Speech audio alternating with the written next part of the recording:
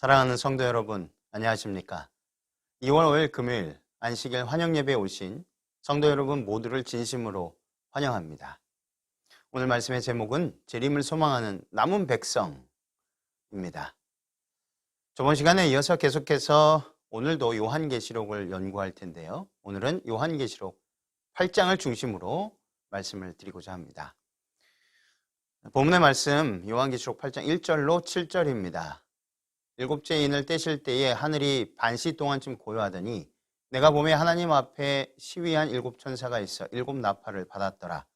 또 다른 천사가 와서 제단 곁에 서서 금향로를 가지고 많은 향을 받았으니 이는 모든 성도의 기도들과 합하여 보좌 앞 금단에 드리고자 함이라. 향연이 성도의 기도와 함께 천사의 손으로부터 하나님 앞으로 올라가는지라.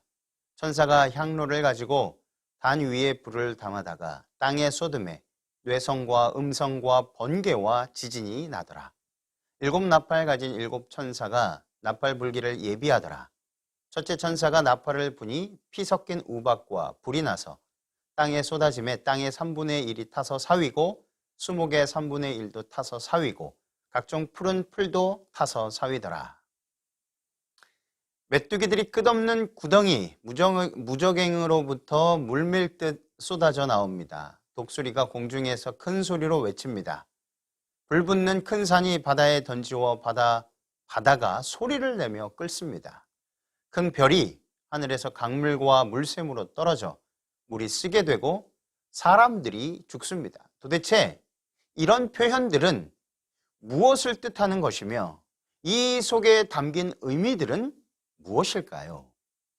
어떻게 보면 이 요한계시록은 전혀 이해하기 어려운 표현들이 난해하게 펼쳐져 있는 것 같습니다. 그러나 만일 우리가 이런 표현들 속에 담긴 의미와 그 뜻을 연구하여 알게 된다면 그 속에는 하나님의 놀라운 사랑의 기별과 경고의 말씀이 들어있는 것을 알게 될 것입니다. 이 계시록 8장은 일곱째 인과 일곱 나팔의 예언에 대하여 언급하고 있는데 이 8장에는 우리가 연구해야 할 매우 중요한 예언들이 많이 나옵니다. 예언을 깊이 연구함으로 마지막 때에 일어날 일들에 대하여 정확하게 파악하고 깨달음으로 영적 잠에서 깨어나는 일들이 우리 모두에게 임하기를 소망합니다. 먼저 일곱째 인을 살펴보도록 하겠습니다. 하늘이 반시간쯤 고요하더니 라고 되어 있습니다. 일곱째 인은 하늘에서 일어나는 최종 사건을 간략하게 기록하고 있는 예언입니다. 본문은 이렇게 묘사합니다. 일곱째 인을 떼실 때에 하늘이 반시 동안쯤 고요하더니. 왜 하늘이 갑자기 고요할까요?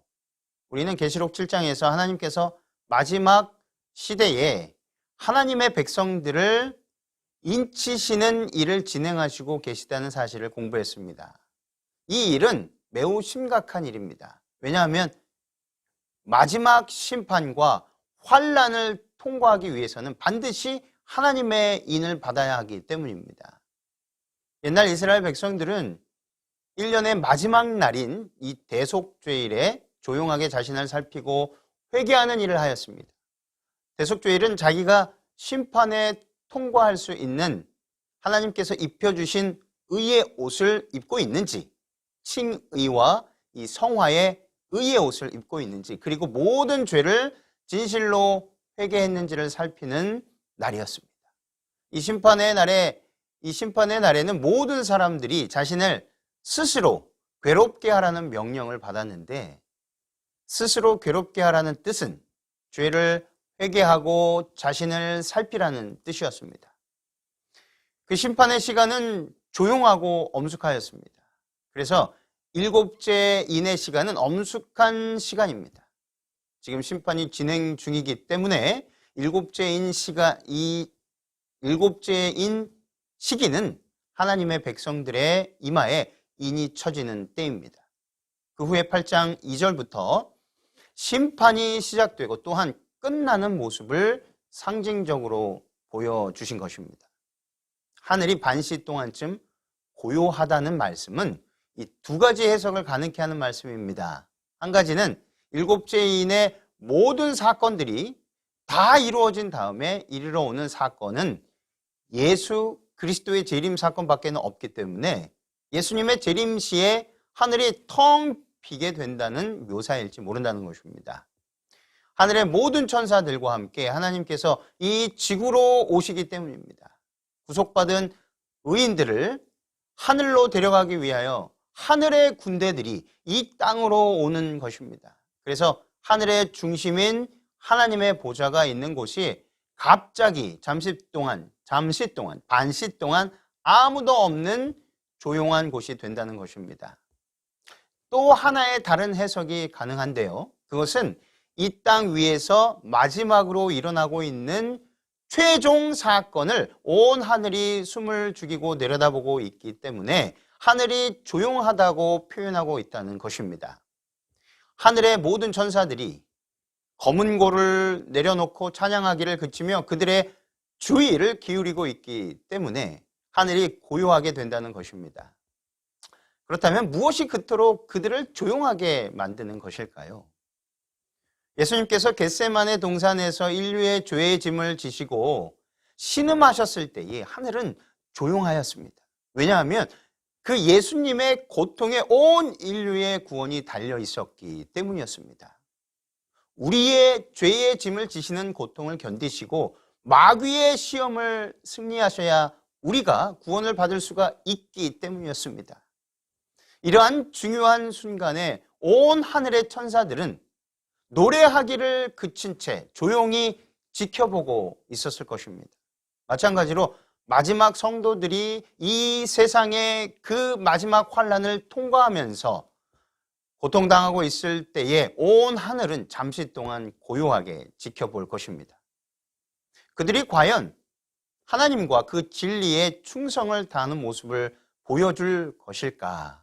과연 마귀의 마지막 공격에 담대히 서서 하나님의 계명을 지키며 순종하는 증인들의 모습을 보여주게 될 것인가?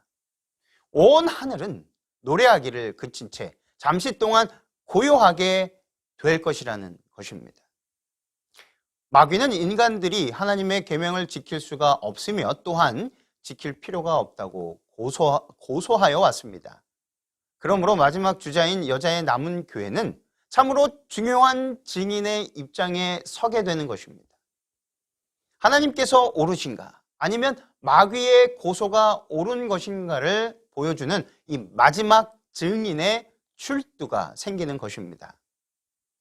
이 일곱째인은 마지막에 생길 짧은 시간의 일임에 틀림이 없습니다. 그러므로 현재 우리에게 중요한 것은 우리가 여섯째인의 그 마지막 부분에 살고 있다는 사실을 확인하는 일입니다. 예수님께서 곧 오십니다. 온 세상은 그 앞에서 두 무리로 갈라져서 서게 될 것입니다.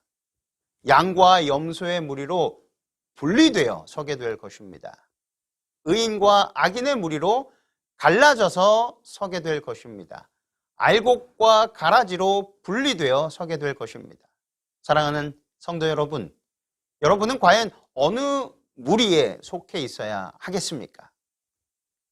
일곱인에 대한 연구는 우리에게 심각한 결정을 촉구하고 있습니다. 과연 어린 양의 진노의 날에 우리는 어느 편에 서 있게 될 것인가? 이것은 우리에게 있어서 가장 중요한 질문이 아닐 수가 없습니다. 두 번째는 나팔이 불리워지기 위한 준비라는 것입니다. 계시록 8장 2절로 5절입니다. 내가 보매 하나님 앞에 일곱 천사가 서 있어 일곱 나팔을 받았더라. 또 다른 천사가 와서 제단 곁에 서서 금 향로를 가지고 많은 향을 받았으니 이는 모든 성도의 기도와 합하여 보좌 앞 금 제단에 드리고자 함이라. 향연이 성도의 기도와 함께 천사의 손으로부터 하나님 앞으로 올라가는지라. 천사가 향로를 가지고 제단에 불을 담아다가 땅에 쏟음에 우레와 음성과 번개와 지진이 나더라. 여기에 보면 일곱 나팔이 불리워지기 위하여 준비되는 장면이 나옵니다. 다른 천사가 제단 곁에 서서 금 향로를 가지고 많은 향을 받았으니 이 금향로와 많은 향은 성도들의 기도를 뜻합니다. 계시록 8장 2절, 5절은 성소 제도에서 대속죄일 날 대제사장이 많은 향을 향로에 담아가지고 지성소로 들어가서 특별한 마지막 중보 기도를 드리며 하나님의 백성들을 그들의 모든 죄들로부터 정결케 하는 의식에 대한 묘사인 것입니다. 그처럼 성도들이 드리는 기도는 향처럼 하나님께로 올라갑니다. 우리에게 어떠한 일이 일어나든지, 이 세상에 어떠한 일이 일어나든지 하나님께서는 당신의 백성들의 기도를 반드시 들으십니다. 만유 인력을 발견한 유명한 과학자 아이삭 뉴턴은 성경학자로도 잘 알려진 사람인데요. 그는 이 계시록 8장 2절로 5절은 사도 요한 시대의 일이 아니라 인류 역사의 마지막 시대에 있을 미래의 사건에 대한 예언이라고 분명하게 설명했습니다. 모세를 통하여 유대인들에게 주신 절기 제도들은 예수 그리스도께서 인류의 구원을 위하여 행하시는 구속 사업의 국면들을 설명해 주는 그림자들입니다.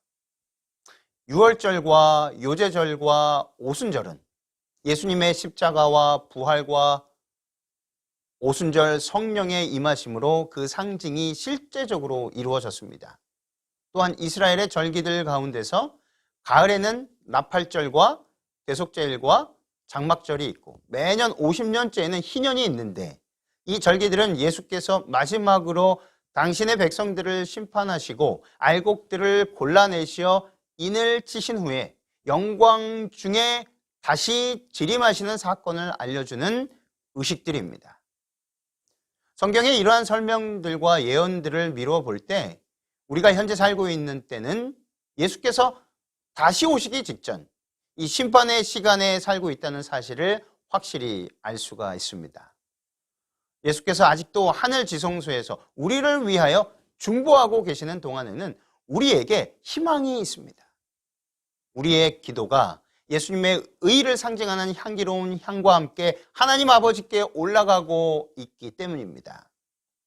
이제 곧 심판이 끝나고 주님께서는 향로를 내려놓으시고 의인들을 데리러 천천만만의 천사들과 함께 재림하실 것입니다. 향로를 땅에 던지는 것은 하나님의 중보 사업이 끝나는 것을 상징합니다. 곧 은혜의 시기가 끝나는 것입니다. 그러면 더 이상 죄를 위한 중보가 없게 될 것입니다. 이 일곱 나팔의 예언 해석은 어떻게 되겠습니까? 먼저 일곱 나팔의 개요를 보아야 합니다. 일곱 나팔은 모두 넷과 셋으로 묶어서 처리되고 있습니다. 즉 앞부분의 네 나팔과 뒷부분의 세 나팔인 다섯째 나팔과 여섯째 그리고 일곱째 나팔입니다. 그런데 계시록 8장 13절은 대부분 앞부분의 이 네 나팔보다 그 뒤를 따라오는 이 세 나팔, 다섯째, 여섯째, 일곱째 나팔이 더 무서운 세 개의 활을 가지고 온다고 말하고 있습니다. 그러므로 이 다섯째 나팔은 첫째 화이고 여섯째 나팔은 둘째 화이고 일곱째 나팔은 셋째 화임을 발견하게 되는 것입니다. 이 첫째부터 넷째 나팔은 타락하고 배도한 교회와 그 배후 세력인 로마 제국, 즉 서로마 제국의 멸망을 다루고 있습니다. 다섯 번째부터 일곱째 나팔들은 이 세 가지 화들로서 여섯째, 일곱째 나팔들은 특히 이슬람 세력이 동로마와 교황권을 침공하여 괴롭히고 심판하는 모습을 예언하고 있으며 일곱째 나팔도 현재 이슬람의 미국을 향한 공격과 관련되어 있습니다. 도입부로서의 성소의 장면을 보게 되는데요. 이 나팔은 성경 예언에서 심판과 경고 그리고 전쟁을 상징합니다. 그러므로 일곱 나팔은 세상 왕국들 간에 일어나는 일곱 전쟁을 가리키는데 하나님께서 당신의 뜻을 계속적으로 거절하고 진노의 잔을 채운 이 타락한 교회와 교황권 그리고 교황권을 도와주고 옹호하는 세력을 어떻게 심판하시는지에 대해 말하여 주고 있습니다. 그러나 또한 이 나팔은 하나님의 백성들에게는 하나님께서 어떻게 그들을 구원하시겠다는 놀라운 섭리와 소망의 약속이 되기도 합니다. 그런데 천사들이 7번의 경고 나팔을 불기 전에 이 7나팔의 예언인 도입부로서 계시록 8장 2절로 5절에는 성소의 장면을 보여주고 있습니다. 그 이유는 무엇이겠습니까? 요한계시록에 나오는 7교회와 7인에는 모두가 다 성소와 관련된 예수 그리스도의 모습이 나옵니다.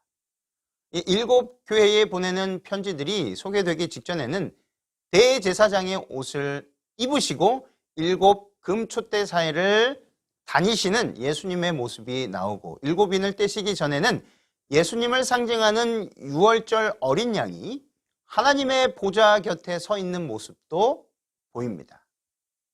지금 이 구절, 계시록 8장 2절로 4절에 한 천사가 금 향단에서 향을 받들고 있는 모습이 나타나 있는데 이 모든 장면들은 모두가 다 성소에서나 볼 수 있는 장면들입니다. 그렇다면 우리는 우리를 돌보시며 우리의 기도를 상징하는 이 향이 가득한 금대접을 드시고 항상 우리를 위하여 간구하시는 예수님의 사랑의 모습과 천사가 향로를 가지고 단 위에 불을 담아다가 땅에 쏟음에 뇌성과 음성과 번개와 지진이 나고 그로 인해 땅과 나무가 타는 엄청난 일이 일어나게 되는 장면을 어떻게 연결시키며 설명할 수 있을까요? 이 경고는 사랑의 또 다른 표현인 것입니다. 이 사랑은 때때로 고함을 지르기도 하고 처벌을 내리기도 합니다. 그런데 이런 처벌은 우리로 회개하게 하고 나쁜 길에서 돌이키게 하려고 하시는 것이며 둘째로 우리들을 원수들의 핍박으로부터 보호하기 위해 우리의 원수들을 처벌하는 것입니다. 또한 중요한 사실은 하나님께서 어떤 국가나 개인을 처벌하실 때는 그냥 처벌하시는 것이 아니라는 것입니다. 그분께서는 먼저 처벌하시는 대상으로 하여금 충분히 회개할 기회와 은혜의 시간을 주시며 기다리신다는 사실입니다.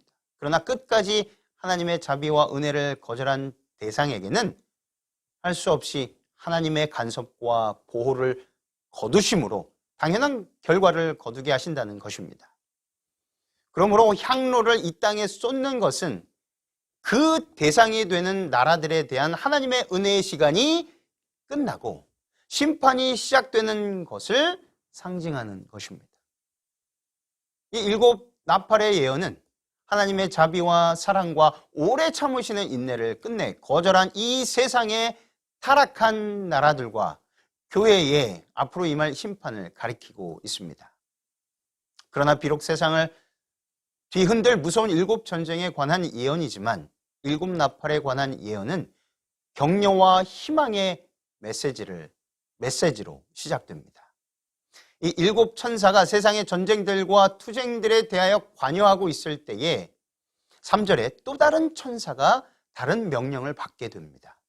이 천사는 하늘 성소 안에 서 있는데 하나님의 백성들의 필요와 간구를 성도의 기도들과 합하여 보좌 앞 금단에 드리는 임무를 받았습니다. 그 이유는 성도들이 두 손 모아 비는 모든 기도들을 하나님 보좌 앞에 올림으로써 하나님의 백성들의 필요를 채워주고 안전을 지키기 위해서입니다. 3절 이 향, 3절에 나와 있는 이 향은 예수 그리스도의 의의 향기를 상징합니다. 우리가 기도를 드릴 때에 하나님께서는 우리를 죄로 말미암아 무가치하게 된 죄인으로 보지 않으십니다. 오히려 그분께서는 우리 안에 계시는 그리스도를 보십니다. 우리의 기도는 우리 안에 계시는 그리스도의 소원과 조화를 이루어야 합니다. 예수께서는 기도하는 영혼들을 대신하여서 그 간구가 마치 자기 자신의 소망인 것처럼 겸손한 탄원자의 기도를 드리십니다. 비록 기도가 유창하게 표현되지 않았을지라도 그것이 마음에서 우러나왔다면 이것은 예수께서 봉사하시는 지성소에 올라갈 것이며 예수께서는 귀찮게 여기시거나 더듬으시는 말씀은 한마디도 없이 또한 전혀 죄의 흠이 없으신 당신의 완전하신 의를 아름답고 향기로운 향처럼 함께 섞어서 하나님 앞에 바치실 것입니다. 이렇게 우리의 기도 속에 예수 그리스도의 소원이 담겨져 있으면 우리의 기도는 그리스도의 의와 소원이 담겨져 있는 감미로운 향기가 되어서 하늘 아버지께 올려진다는 것입니다. 이것이 바로 예수님의 이름으로 기도합니다라는 의미가 된다는 것입니다. 예수께서는 이 고통과 격정의 세상에 사는 하나님의 백성들의 고민을 아십니다. 하나님께서는 그리스도의 이름으로 나오는 모든 죄인들을 돕기를 원하십니다. 우리가 어떤 사람이라 할지라도, 어떠한 사람이라 할지라도 예수님의 이름으로 하나님께 나아가 간구함을 두려워하지 말아야 함이 바로 여기에 있다는 것입니다. 그렇다면 향로를 쏟는 일은 무엇이겠습니까? 요한계시록 8장 5절로 6절입니다. 천사가 향로를 가지고 단 위에 불을 담아다가 땅에 쏟음에 뇌성과 음성과 번개와 지진이 나더라. 7 나팔을 가진 7 천사가 나팔 불기를 예비하더라. 앞서 2절로 4절에서 향로는 향을 담아서 하나님의 백성들의 기도를 하나님께 올리는 데 사용되었습니다. 그런데 여기서는 이 향로에 단 위에 불을 담아다가 땅에 쏟는 장면이 나오는데, 이로 인하여 땅에서는 뇌성과 음성과 번개와 지진이 일어나게 됩니다. 그러므로 여기서 우리는 하나님의 백성을 보호하기 위하여 사용되던 향로의 제단 위에 불이 담겨질 때에는 땅을 심판하는 일이 시작된다는 사실을 이해할 수 있게 되는 것입니다. 지상성소 제도에서 보여지는 것처럼 대제사장이 대속죄일날 금향로에 분향단의 불을 담아가지고 지성소로 들어가서 심판사업을 시작하는 것처럼 말입니다. 뇌성과 번개와 지진은 그 다음에 나타날 첫 번째 천사의 나팔로 인하여 내려질 불과 연결되어 7 나팔의 시작을 알리는 것입니다. 하늘 성소의 향로에 예수 그리스도의 의를 상징하는 향이 담아졌을 때에는 죄인을 보호하시고 감싸시는 사랑이 나타났으나 그 사랑을 계속적으로 끝까지 거역하는 자들에게는 동일한 향로를 통하여 심판이 실행됩니다. 이 말씀을 통하여 죄인을 사랑하시는 하나님의 사랑과 끝까지 거절하는 악인들에 대한 심판은 모두 의롭다는 사실을 알 수 있게 됩니다.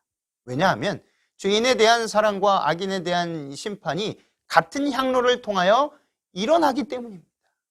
악인들도 그들이 회개하고 그리스도의 사랑을 받아들인다면 바로 이 향로를 통하여 용서함을 받을 수 있기 때문입니다. 이 7 나팔들이 나옵니다. 첫째 나팔은 고트족의 침입을 받는 서로마 제국입니다. AD 395년 알라릭이 이끄는 고트족이 로마 제국을 침입하게 됩니다. 요한계시록 8장 7절에 첫째 천사가 나팔을 부니 피 섞인 우박과 불이 나서 땅에 쏟아지매 땅의 3분의 1이 타서 사위고 수목의 3분의 1도 타서 사위고 각종 푸른 풀도 타서 사위더라. 첫째 천사가 나팔을 부니라고 했습니다.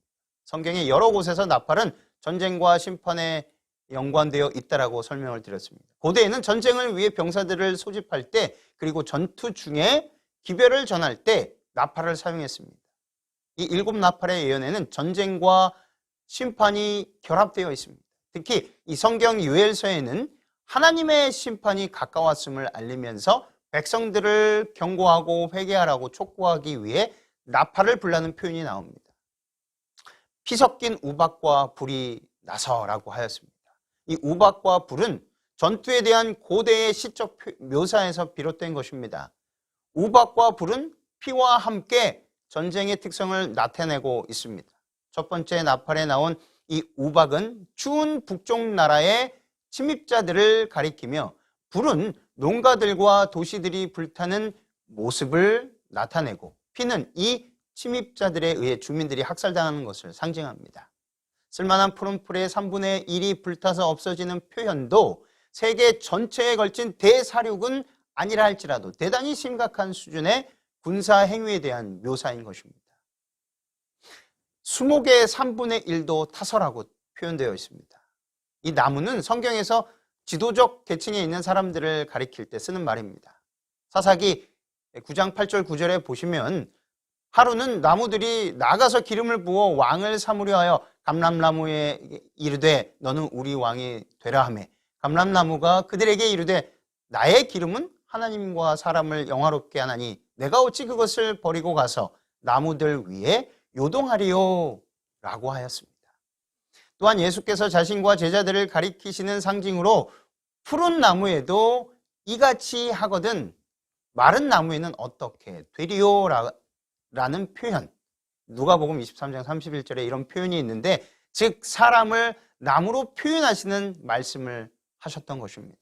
그러므로 성경에서 나무는 백성을 상징하며 이 성경절 사사기 9장 8절 9절의 표현을 보면 나무들이 지도자를 뽑는 위치에 있는 사람들이기 때문에 특별히 지도적 계층에 있는 많은 사람들도 죽임을 당할 것을 예언하고 있는 것입니다. 이 각종 풀도 타서 사위더라 라고 하였습니다. 이사야 44장 3절 4절에는 대저 내가 갈한 자에게 물을 주며 나의 신을 내 자손에게 나의 복을 내 후손에게 내리리니 그들이 풀 가운데서 솟아나기를 시냇가에 버들같이 할 것이라 라고 하였습니다.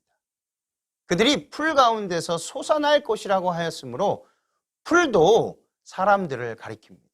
또한 풀은 아무 곳에서도 잘 자라기 때문에 각종 풀도 타서 사위더라 라는 뜻은 많은 평민들이 죽임을 당할 것을 가리킵니다. 이것에 대한 올바른 예언 해석은 다음 시간에 이어서 계속해서 진행하도록 하겠습니다.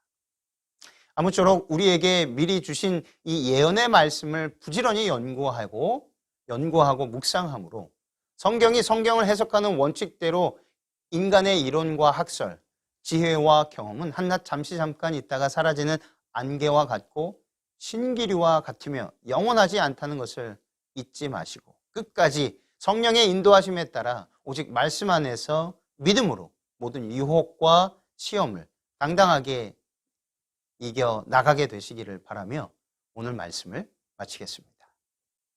함께 기도하겠습니다.